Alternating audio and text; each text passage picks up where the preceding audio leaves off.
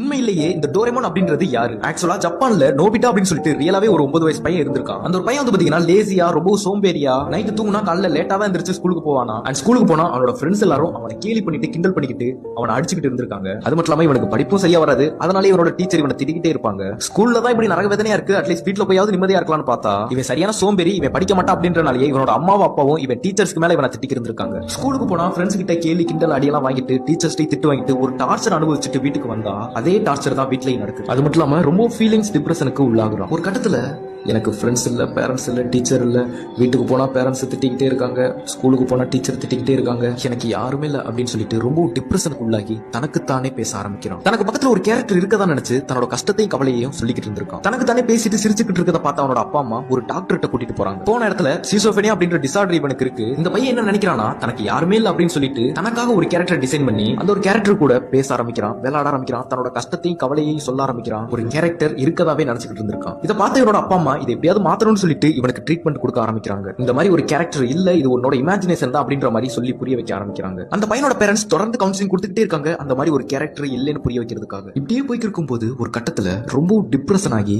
Suicide பண்ணிக்கிறான். தன்னோட 16வது வயசுல சூசைட் பண்ணி இறந்து போறான். சோ இந்த ஒரு நோபிட்டாவையும் இவன் கற்பனையா நினைச்ச கேரக்டரை டோரேமோனாவும் நாம இப்ப பாத்துக்கிட்டு இருக்கோம்.